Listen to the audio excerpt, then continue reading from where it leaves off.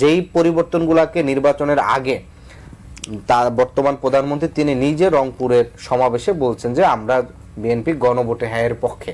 তাহলে যখন প্রধানমন্ত্রী যে এই প্রতিশ্রুতি জনগণকে দেন যে আমরা গণভোটে হ্যাঁয়ের পক্ষে, এবং সেই গণভোটের প্রশ্নে যখন 4টা প্রশ্ন থাকে সেটা যে দেখেই তো তিনি জনগণের মতামতটা তিনি হ্যাঁয়ের পক্ষে চেয়েছেন। নির্বাচনের ঠিক পরপরই স্থায়ী কমিটির পর্যায় থেকে বর্তমান আমাদের মাননীয় স্পিকার সংসদের তিনি নিজে বলেছেন যে আমরা যদি ওই মুহূর্তে গণভোটে হ্যাঁয়ের পক্ষে না থাকতাম তাহলে জাতীয় নির্বাচন হতো না। এটা খুব গুরুত্বপূর্ণ ইস্যু, বর্তমানে তো এটা নিয়ে ব্যাপক আলোচনা হচ্ছে এবং আমাদের পক্ষ থেকে দুটো ইস্যুতে, একটা হচ্ছে যে এই যে অধ্যাদেশগুলো বাতিল এবং বিশেষ করে গণভোটের গণরায়ের প্রতিবাদে আমাদের 11 দলীয় জোটের পক্ষ থেকে 4 তারিখ আমাদের পক্ষ থেকে একটা কর্মসূচি হয়েছিল।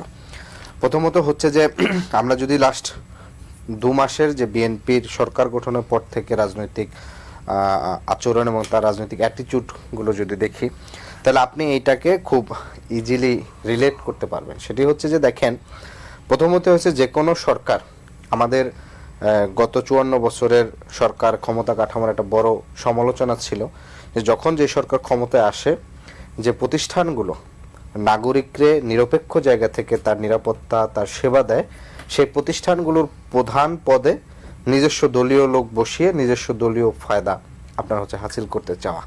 আপনি আসার পরেই বাংলাদেশ ব্যাংকের গভর্নর কোন প্রক্রিয়ায় বসছে, কাকে বসানো হয়েছে এবং কোন প্রক্রিয়ায়, মানে দুটো বিষয়। আপনি বাংলাদেশ ব্যাংকের একটি হিসাব গেল, আপনি এরপরে আরও বেশ কয়েকটি প্রতিষ্ঠানে আপনার এই নিয়োগ প্রক্রিয়া নেওয়া হলো।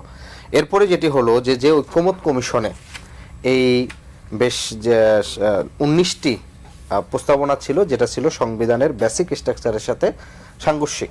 মানে আপনি যদি ওই পরিবর্তনগুলো করেন তাহলে সেগুলো অটো সংবিধানের এই বেসিক স্ট্রাকচার লঙ্ঘনের দায় আদালতের মাধ্যমে হচ্ছে এই আপনার সংশোধনীগুলো অটোমেটিক হচ্ছে বাতিল হয়ে যাবে। ফলশ্রুতিতে এই আপনার যে আজকে দ্বিকক্ষ বিশিষ্ট সংসদ তো বিএনপির উপস্থাপনা, তাদের 31 দফার অন্যতম একটা দফা ছিল আপনার হচ্ছে এই দ্বিকক্ষ বিশিষ্ট তাদের 31 দফার প্রথম দফায় ছিল যে সংবিধান সংস্কার কমিশন তারা গঠন করবে। তাদেরই দফা ছিল দুর্নীতি দমন কমিশন তারা করবেন, গণমাধ্যম সংস্কার কমিশন তারা করবেন। এরকম 9টা সংস্কার কমিশনের তাদের প্রস্তাবনা ছিল 31 দফার মধ্যে, যার 9টার ভিতরে প্রায় বিগত সরকারের সময় অনেকগুলো কমিশন হয়েছে। এখন একটা হইতে পারে যে বিএনপি যেই প্রস্তাবনা বা যেই দৃষ্টিতে কমিশনের প্রস্তাবনা চাইছিল অন্তর্বর্তীকালীন সরকার হয়তো পুরোপুরি তার মতন করে করেন না। তাহলে এখন আপনার যখন এই প্রস্তাবনাগুলো ছিল এবং আপনার হচ্ছে সাংবিধানিক প্রতিষ্ঠানগুলো নিয়োগের ক্ষেত্রে প্রধানমন্ত্রী, রাষ্ট্রপতি সহ আরও 4-5 জন একটা বডির সুপারিশের মাধ্যমে নিয়োগ হয়, বিশেষ করে নির্বাচন কমিশন, দুদক, তারপরে আপনার মানবাধিকার কমিশন, এরকম 4টা প্রতিষ্ঠান প্রধান নিয়োগ করতে হলে যেটা আপনার সংবিধানের বেসিক স্ট্রাকচারে পরিবর্তন হয়, রাষ্ট্রপতি প্রধানমন্ত্রীর ক্ষমতার ভারসাম্য উচ্চকক্ষ কোন মতে হবে, 10 বছর বেশি প্রধানমন্ত্রী না থাকা, এই যে জায়গাগুলো, এই পরিবর্তনগুলাই কিন্তু মূলত ঐক্যমত কমিশনের দিনের পর দিন মাসের পর মাস কিন্তু আলোচনা হয়েছিল। এখন যখন বিএনপি সরকার গঠনের পরে তার সেই পূর্বের যে 2 মাসের যে প্রতিষ্ঠানগুলোতে দলীয় লোক নিয়োগ দেওয়া, যেটা আপনি পূর্বের শেখ হাসিনার সময় দেখেছেন যে একেবারে সবচেয়ে নগ্নভাবে দলীয়করণ হয়েছিল, সেই জায়গাটি থেকে আপনি হচ্ছে যেই পরিবর্তনগুলোকে নির্বাচনের আগে তার বর্তমান প্রধানমন্ত্রী তিনি নিজে রংপুরের সমাবেশে বলছেন যে আমরা বিএনপি গণভোটে হ্যাঁয়ের পক্ষে। তাহলে যখন প্রধানমন্ত্রী যে এই প্রতিশ্রুতি জনগণকে দেন যে আমরা গণভোটে হ্যাঁয়ের পক্ষে, এবং সেই গণভোটের প্রশ্নে যখন 4টা প্রশ্ন থাকে সেটা যে দেখেই তো তিনি জনগণের মতামতটা তিনি হ্যাঁয়ের পক্ষে চেয়েছেন। নির্বাচনের ঠিক পরপরই স্থায়ী কমিটির পর্যায় থেকে বর্তমান আমাদের মাননীয় স্পিকার সংসদের তিনি নিজে বলেছেন যে আমরা যদি ওই মুহূর্তে গণভোটে হ্যাঁয়ের পক্ষে না থাকতাম তাহলে জাতীয় নির্বাচন হতো না।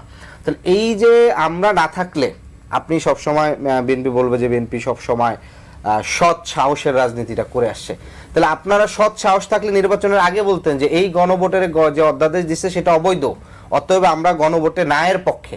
আপনি সেই সৎ সাহসটা দেখান না নির্বাচনের আগে।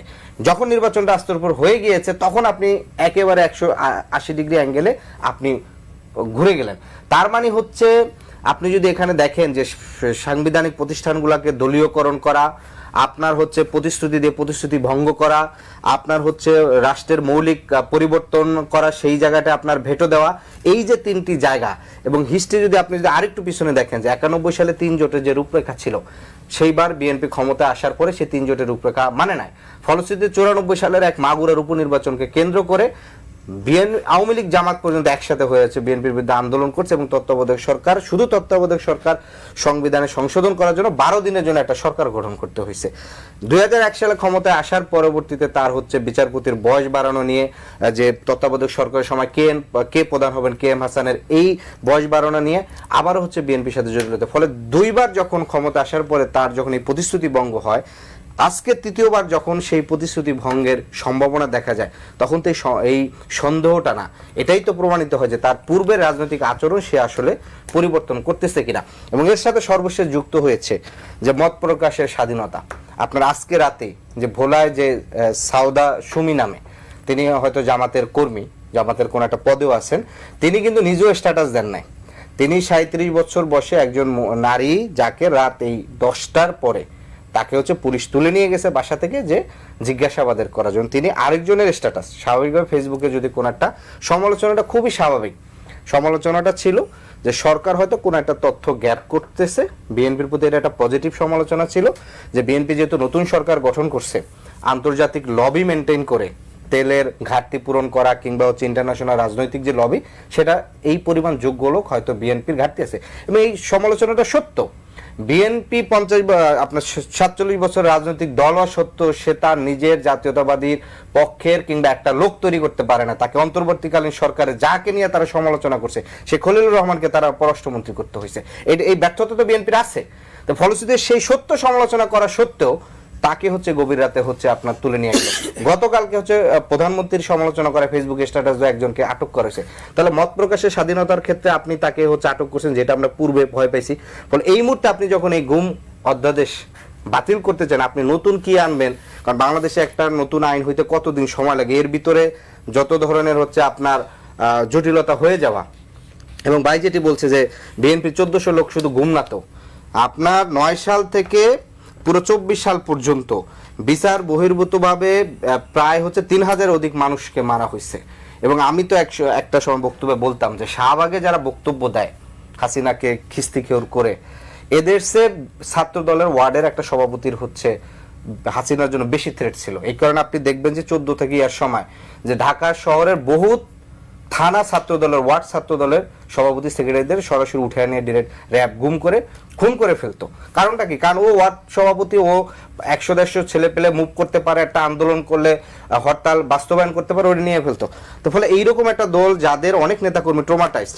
আপনি যেদিন প্রধানমন্ত্রী বিএনপির হচ্ছে অফিস পরিদর্শনে গেলেন, সেই অফিস পরিদর্শনে গিয়ে তাদেরই এক কর্মী যিনি প্রবেশ করতে না পেরে প্রায় কান্না করছেন, এবং এটা খুব গণমাধ্যমে সমালোচনা, তারকে ধরতে না পেরে পুলিশ তার বাসায় হচ্ছে রেড দিছে, তার ভাই ভাবিকে আটক করছে, এবং তার সম্ভবত সন্তানকে মেবি মারাও গেছে নাকি এরকম, শিশুদেরকে নিয়ে গেছে। হ্যাঁ, গেছে। তিনি অফিসে ঢুকতে পারেন। মানে আমি এটা বললাম যে বিএনপির নেতাকর্মীদের এই পরিমাণ এই গুম নিয়ে এইরকম একটা অভিজ্ঞতা, সেই জায়গা থেকে তিনি যখন এই অধ্যাদেশটা বাতিল করেন, শুধু গুম না, এখানে টোটাল 16টা অধ্যাদেশ। আপনার এর ভিতরে সবচেয়ে গুরুত্বপূর্ণ বিষয়টি হচ্ছে আমাদের যে অর্থনৈতিক অবস্থা, যেটা বলে, যেটা নিয়ে আমরা তখন সমালোচনা করলাম যে এই অলিগার্ক তৈরি হয়েছে, অর্থ পাচারের সাথে আপনার অর্থনৈতিক যতগুলো প্রতিষ্ঠান, যতগুলো কর্তৃপক্ষ আছে, এগুলা সংশোধনী কিন্তু অধ্যাদেশ অনেকগুলো আছে, যে আয়কর সংশোধন অধ্যাদেশ, রাজস্ব সংশোধন অধ্যাদেশ, এরকম প্রায় ব্যাংক রেজুলেশন অধ্যাদেশ, মানে এরকম প্রায় অর্থনৈতিক রিলেটেড 5টা অধ্যাদেশ আছে। তো এই 5টা অধ্যাদেশ আপনি এখন বাতিল করে দিয়ে আপনি কতদিনে আবার এই নতুন করে অধ্যাদেশ করবেন? কবে হচ্ছে আপনি যেখানে আপনি বলতেছেন এই ঋণ খেলাপির বিষয়ে আপনি স্টেপ নেবেন, আপনি মুখে বলতেছেন স্টেপ নেবেন, কিন্তু আপনি আইনের ক্ষেত্রে আবার আপনি পিছিয়ে যাচ্ছেন। ফলশ্রুতিতে এই আচরণগুলা কিন্তু বিএনপির প্রতি সন্দেহ না, বরঞ্চ এটা প্রমাণ করে যে তার পূর্বের রাজনৈতিক আচরণ বিএনপি হচ্ছে করবে কিনা।